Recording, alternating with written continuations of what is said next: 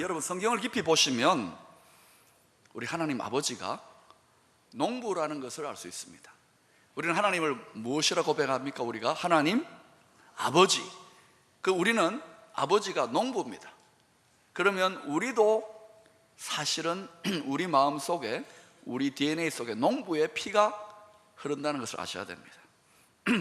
농부의 아들들 중에서 장남이신 우리 예수님, 도대체 이 세상을 어떻게 바라보고 이해하실까?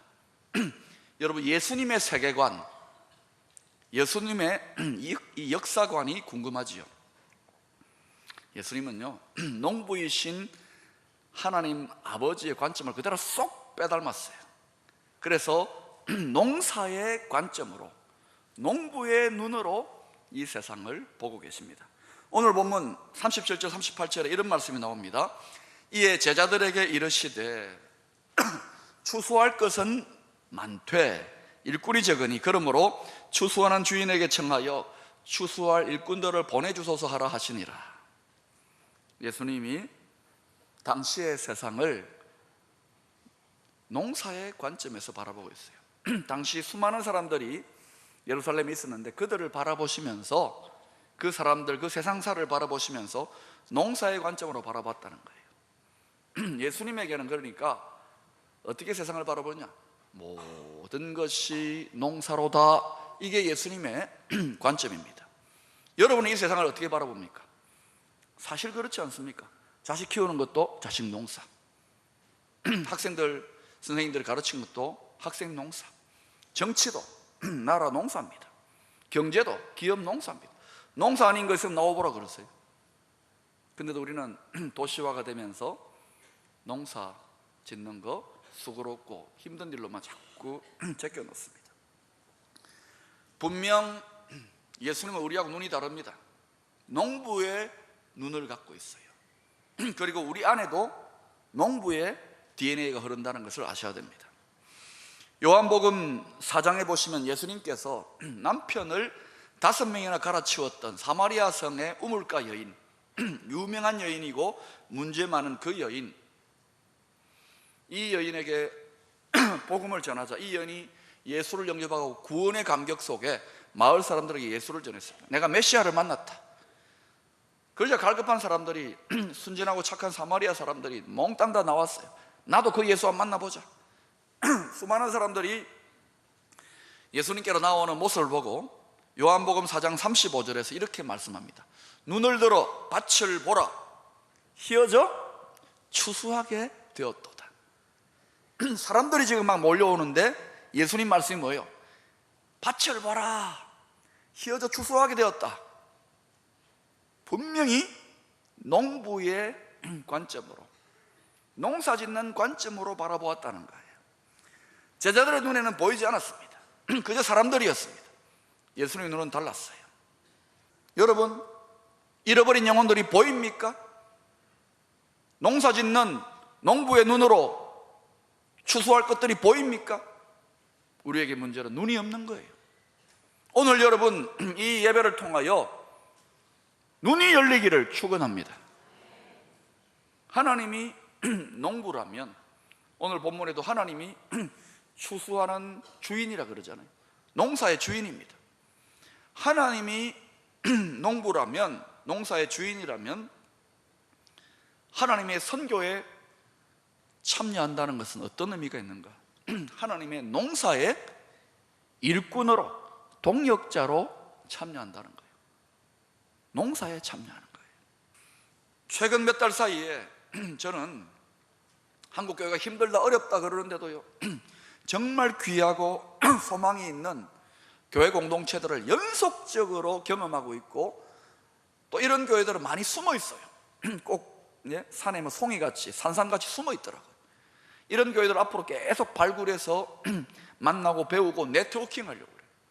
얼마나 엄청난 도전을 주는지. 그런 교회 하나 만나가지고 그 교회 성도들과 지도자들 교제하니까 꼭 영적인 산삼을 먹은 것 같이 제 심령에 큰 은혜가 임하는 거예요. 도전이 임하는 거예요. 덩치가 크고 작고가 중요한 게 아니야. 얼마나 교회다운 교회, 강력한 교회, 하나님의 뜻을 이루는, 하나님의 하늘 풀어주는 교회인가가 중요한 거예요. 몇 개월 전에 여러분 아다시피 우리 교역자 전략 수행을 다녀왔습니다. 몇 군데 교회들을 봤는데요, 그 중에 하나가 충북 보은에 있는 보나교회라고 하는 교회입니다. 보나교회, 보나교회. 그런데 그 교회, 충북 보은의 아주 깡촌에 시골 마을에 있는 작은 교회인데 교인 수가 글쎄요 한 40여 명 될까요? 우리는 지금 훨씬 큰 교회 아닙니까? 우리 교역자들이 풀타임 사역자들만 갔는데도 그 교인 절반 정도 되는 거예요. 근데 왜 목회자들 이끌고 제가 그 교회 가서 보고 배우려고 했을까요? 제가 말씀드리지만 교회가 얼마나 크냐 작냐가 아니라니까요. 하나님의 눈은 다르다니까요. 이 교회는 오래전에 한 목회자와 의기투합된 성도들이 공동체로 그 마을에 들어갔습니다. 그리고 지금 세월이 많이 지나서 이제는 그 지역사에서 가장 살기 좋은 생태체험 마을로, 유기농 마을로, 고소득 마을로 바뀌어졌어요. 교회가 그 마을의 중심이 되어버렸습니다. 정부와도 연합하게 되고요, 얼마나 좋은 대안들이 많이 있는지 몰라요. 그런데 유기농업과 양계장 사업을 통해 가지고요, 이 한 40여 명 되는 교회가 전 세계에 60개국 이상의 선교를 하고 있어요. 우리 기껏해 한 30개국 될까요? 60개국 이상.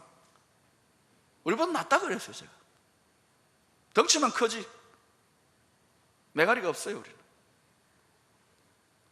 뿐만 아니라 그 작은 시골 교회, 그 시골 지역에서 선교지에 선교사를 돕겠다고 물과 에너지를 저렴하게 공급하는 연구소를 세워가지고 마을 안에, 연구소라고 들어가봤자 별거 없어요. 작업장 같은데 그 연구소장님이 중졸.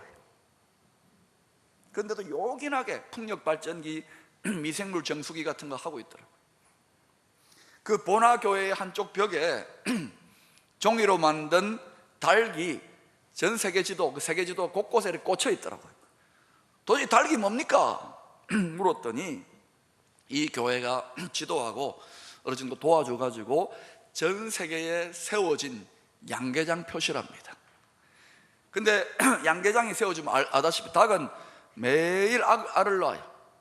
그리고 다 크고 나면 이제 또 닭 고기로도 먹잖아요.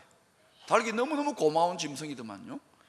그런데 선교지는 다 열악한 상황들이냐, 경제적으로 양계장 하나가 세워지면 경제적으로 어느 정도의 자활이 되는 거예요. 뿐만 아니라 교회도 자립이 돼. 그래가지고 자립형 교회들이 세워졌어요. 양계장 세워진 곳마다. 근데 그 교회 이름이 뭐냐?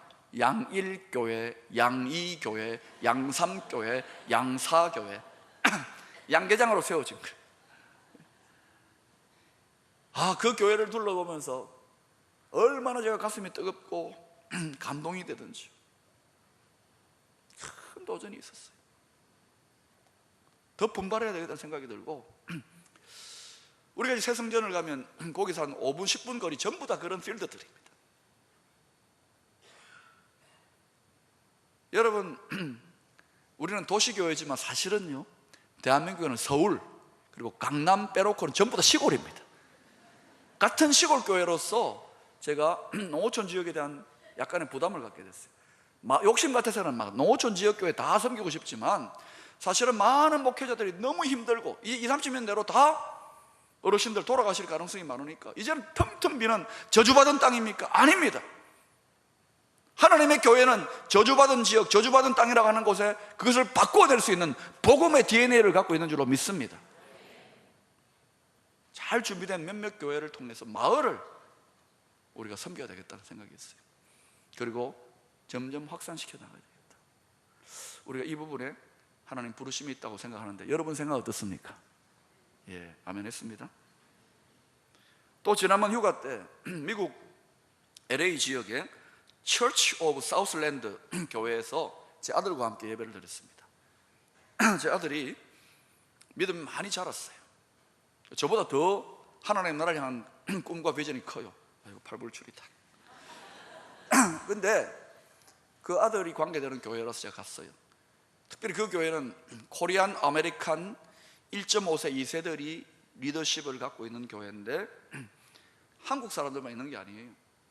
아시안 아메리칸들과 백인들, 흑인들까지, 히스패닉들까지 연결된 다인종 연합군 교회였어요.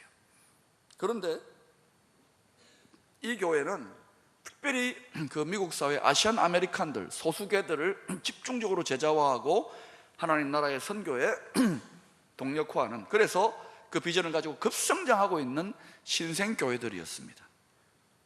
마침 제가 방문했을 때에 그 교회의 담임 목사님이 그동안 교회가 선교적 비전을 가지고 어떤 일을 했는지를 이게 소개를 하는데 제가 큰 도전을 받았습니다. 재미있는 것은 이들 교회의 성도들 중에 준비된 자들이 중국 사람들도 있고 뭐 여러 계통의 사람들이 있으니까 중국, 대만, 중앙아시아 여러 지역의 신학교와 교회 사역, 우리도 그런 건 많이 하지 않습니까? 목회자 중심으로 하는 것만이 아니라 영어를 잘하니까 이 사람들이 영어는 다 배우고 싶다니까 랭귀지 스쿨을 열어줘요. 현지에 뭐 너무 잘돼, 영어를 너무 잘하니까. 또 심지어는 여러분 요구르트 가게, 더운 나라 미얀마, 라오스 같은 데, 또 팥빙수 가게, 예사랑 팥빙수가 유명하거든요. 수출해야 되겠어요. 이런 다양한 것들을 통해서 교회를 돕고 현지 성도들과 선교사들을 돕는 연합사역을 하고 있더라고요. 제가 참 참신하다는 생각이 들었어요. 이미 이들 교회는요, X Ministry International, AMI라고 하는 네트워크를 연결해가지고 이 하나님 나라의 선교 비전을 위해서 지난 12년 얼마 되지 않았는데 미국과 전 세계의 캠퍼스를 중심으로 20개 이상의 교회가 확산되고 개척되고 있는 거예요. 제가 그 교회들을 보면서 하나님의 선교를 위한 창의적이고도 다양한 접근법에 대해서 좀 더 많은 관심을 갖게 되었고, 또 하나님 나라의 비전에 의기투합하는 교회들이 있습니다. 이 교회들과 네트워크를 해야 되겠다. 그래서 새로운 그러한 영향력들을 흘려보내는 일들을 할 수 있다면 얼마나 좋을까, 이런 생각을 하게 됐어요. 그리고 마지막으로 휴가를 다녀오자마자 제 신학교 후배 목사님들 두 분이 인도하고 개척한 교회입니다. 6년 개척한 지 한 5, 6년 됐는데 두 교회가 연합한 전교인 연합수련회에 제가 강사로 갔습니다. 시차도 막 헷갈리는데 그냥 갔어요. 1년 전부터 좀 부탁을 해서. 이 두 분 목사님과 사모님들은 다 같은 선교단체에서 훈련받고 다 그렇게 해서 세워졌고 그 선교단체 출신들의 절반 이상입니다. 그런데 교인 평균 연령 30대 초반, 제가 거기에서 거의 원로 대접을 받았습니다. 모처럼 받은 원로 대접. 거기다가 수련회 참석률이요, 전교인 수련회 평균 참석률이 80%에서 90%. 수련회 기간 4박 5일. 더 인상적인 것은 뭐 모여봤자 한 몇백 명 안 되는 수련회인데 그 수련회에 그 교회와 관계되는 선교사 가정만 6가정이 참여했고요, 선교 간사들과 선교 후보생들만 꽉 들어차 있는 거예요. 자그마한 교회지만 얼마나 민첩하고 전투력이 막강한 교회인지 제가 큰 도전을 받았습니다. 그래서 제가 본의 아니게 제가 젊다고 생각했는데 우리 교회에서는, 그래서 제가 또 어른 노릇 한다고 밥을 샀어요. 선교사님들하고 같이 대화를 나누는데 글쎄 여러분, 그 6가정의 선교사님들 중에 3가정 이상이 다 소위 전문인 비즈니스 자비량 선교사들입니다. 어떻게 시작됐느냐? 최초에 50대 한 후반쯤 되신 것 같아요. 이제 이분은 물 개발하는 토목회사를 운영한 지 한 28년 되신 성공한 사업가입니다. CEO입니다. CEO. 성공하신 분인데 뭐 비즈니스가 안 돼가지고 부도 나가지고 선교사 하는 게 아닙니다. 사업체도 지금 실제로 운영하고 있는데 이미 10년 넘게 최전방 개척 선교지에 물 개발 사업을 해주면서, 물이 필요하니까 물 개발 사업을 하면서 거기에 있는 현지 선교사들을 돕고 있는 거예요. 너무 그뿐만 아니라 그 교회, 젊은이들 교회니까 경험이 부족한 이분이 거의 뭐 사찰 집사님처럼, 전도사님처럼 얼마나 겸손하게 섬기는지. 이분이 또 제일 또 물질로도 제일 섬기는 거예요. 내가 너무너무 그분 보면서요, 왜 거기 있나 여기 왔으면 막 사람에 대한 욕심, 사람에 대한 욕심. 이해하지요? 제 욕심은 너무 멋진 거야. 그런데 이분의 영향을 받아가지고 또 다른 한 선교사님 자꾸 알을 까는 거예요. 변호사입니다. 한국에서. 여러분, 한국에서 변호사 시험 치는 게 얼마나 힘듭니까? 변호사 되기가. 변호사 되고 하나님이 계속 비전을 주셔서 중국에 가가지고 중국 우리 진출한 한국 기업들을 돕고 우리 한국 교민들을 도우면서 거기서 또 변호사 사무실을 개설하고 현지 교회들과 선교사들을 돕고 있더라고요. 또 한 분은 중앙아시아에서 자그마한 가게를 하는데 어떤 가게를 하느냐? 복사기하고 컴퓨터 소품 가게를 해요. 돈 잘 벌립니까? 했더니 아직은 겨우 유지합니다 그러더라고요. 너무 귀해.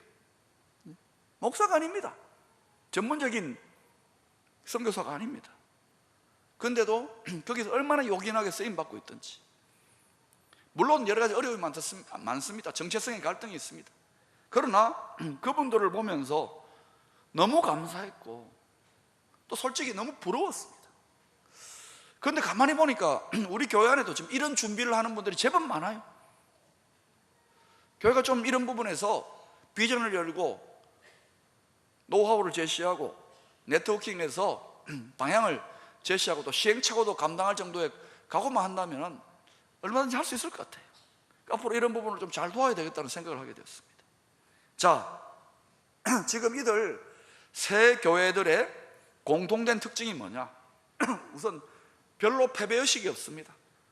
요새 다 얼마나 먹고 살고 여러 가지 힘든 일들이 많습니다. 그런데 그런 일들 그들도 씨름하고 고생하지만 비교적 그런 문제들을 뛰어넘고 있어요. 패배의식이 별로 없어요. 그리고 다양하고도 창조적인 창의적인 방법으로 하나님 나라의 선교를 지향하고 있습니다. 거룩한 영향력을 미치려고. 그리고 더 놀라운 것은 하나님의 계속적인 놀라운 축복과 은혜 역사가 이어지는 거예요. 그리고 젊은이들이 몰려들고 있어요. 요새 교회를 다 교회 나가도 매력이 없잖아요. 하나님 무능한 것 같고. 젊은이들이 교회를 외면하는데 젊은이들이 몰려들고 있어요. 적당한 도전을 주니까. 그런데 제가 그 모든 특징들을 다 포함하고 있는 가장 핵심적인 이 교회의 특징이 뭐냐고요? 다 뭐예요? 후퇴하지 아니하고 믿음으로 적극적인 하나님 나라의 선교를 감당하고 있는 교회라는 점입니다. 아하, 교회가 힘들다, 어렵다, 절망적이다는 시대 속에서도 언제든지 하나님은 새싹을, 새순을 새롭게 들어 쓰시는 하나님의 사람들과 교회가 있다는 거예요. 다 하나님 나라의 선교적 비전에 앞장서는 교회들입니다.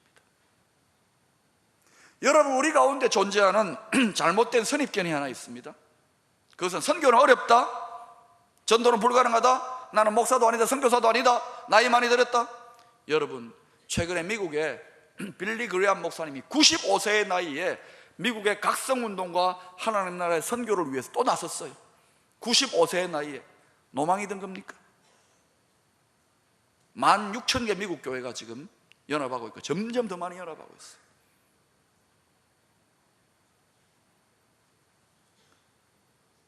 잘못된 선입견입니다. 불가능하다, 안 된다, 못한다가 아닌 거예요. 실상은 그렇지가 않습니다. 영혼의 농부이신 하나님 주님의 눈에는요, 언제나 잃어버린 영혼들이 보입니다. 추수할 것들이 보입니다. 일할 것들이 보입니다.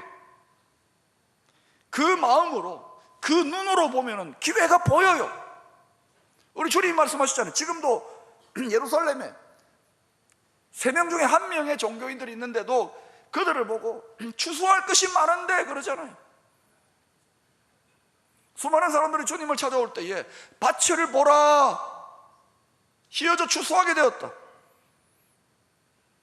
주님의 눈에는 보인단 말입니다. 농사꾼이기 때문에 농부의 눈이 있는 거예요. 문제는 우리에게 눈이 없어요. 마음이 콩밭에 가 있어요. 눈이 다 쳐져 버렸어요.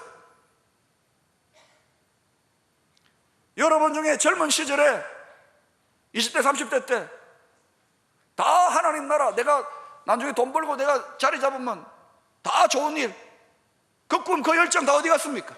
그 기도 다 어디 갔습니까? 눈이 다 쳐버린 거예요. 세상에 코박고 있는 거예요. 나이 많다고요? 95세 빌리그레암. 갈래 85세. 제가 95세까지 살지 모르겠지만 제가 95세 돼서 뭐 할지 한번 보세요. 계속 돌아다니기를 원합니다. 주님, 건강 달라는 말이에요. 여러분, 저는 요즘요 하나님 나라의 꿈을 꾸고 하니까요, 뭐 지금 새로운 성전 뭐 하고 있는데, 전 교회는 별로 이런 말 하면 안 되는, 신경 별로 안 씁니다. 왜? 어차피 되게 돼 있습니다. 아멘도 안 하잖아 봐. 그래서 신경을 안 쓰는 건 아닙니다. 신경을 많이 쓰지만 하나님의 나라와 의를 구하면 저절로 되게 돼 있어요. 이 마음과 이 꿈을 가지니까 계속 보이는 거예요. 계속 끊임없이 새로운 아이디어와 열정들이 솟구쳐 나와요. 그런데 저희 사모님이 계속 여보 제발 사람 많은 데 가서 절제 좀 해, 말 많이 하지 마. 그래서 제가 오늘 설교도 한 5시간 하고 싶은데 절제하는 거예요. 1000가지 만가지 아이디어가 생겨나요. 그런데 자원이 없어. 그리고 우리들의 믿음이 너무 부족해. 하나님 나라를 위해서 싸울 만한 용사들이 몇 명이 될 것 같습니다. 우리 교회. 하나님, 우리가 믿음이 너무 부족한데, 이러니까 하나님이 보충해 줄게, 보충. 그래서 내가 기도하고 하나님 보충해 주세요 그러면. 어떤 경로로 보충하는지는 몰라도 인생 훅 갑니다. 훅 가. 눈 깜짝할 사이에 가잖아요. 언제 하나님 나라를 위해 쓰임받고 일하고 헌신하고 드립니까? 다 나중에 때가 되면 하겠다고요. 많은 것을 요구하는 티끌모아 태산인데, 농부이신 하나님의 마음으로 바라보면 분명히 기회가 보입니다. 새로운 아이디어, 새로운 열정이 생겨납니다. 이제 겨우 70, 75세, 80대 가지고 종친 거 아닙니다. 95세. 건강도 건강해야 될 이유가 있고 일할 게 있어야 건강을 주시는 거예요. 산에 올라가려고 약수만 먹고 산책만 한다고 되는 일이 아니지 않습니까? 일이 있습니까? 일이.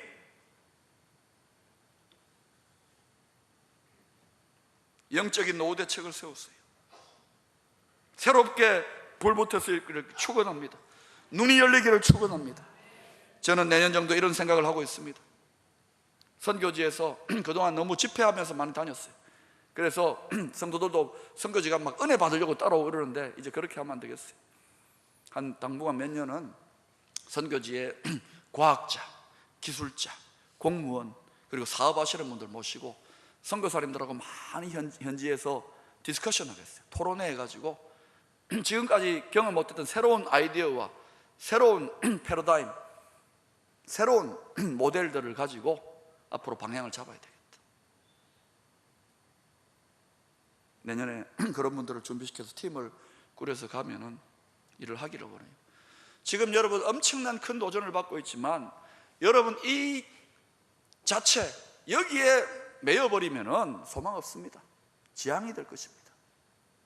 하나님 나라, 이 민족과 열방을 섬기겠다, 이런 마음을 가질 때 하나님이 축복하시고 밀어주시고 능력으로 역사하시지 않을 수 없는 이유가 있어야 되는 거예요. 그 그릇이 있어야 되지. 여러분은 그런 교회에 속해 있는 것입니다. 그런 교회에 속해 있는 여러분들은 신앙생활 쉽게 할 수 없는 교회예요. 신앙생활 쉽게 하시려고 하는 분은 고민하세요. 여기는 어려운 교회입니다. 그러나 분명히 목숨을 드릴 만한 꿈이 있는 교회입니다. 저는 그런 교회 이루고 싶어요. 농부이신 하나님의 마음과 눈을 갖고 계속해서 앞으로 우리가 어떤 교회로 나가게 되겠습니까? 하나님의 농사, 하나님 나라의 농사, 여기에 더 적극적으로, 더 창조적으로 쓰임받는다면 여러분 자신과 여러분의 자녀들, 그리고 이 교회, 이 민족을 하나님 반드시 하나님의 세계 경영의 선봉의 리더십으로 세우실 줄로 믿습니다. 기도하겠습니다.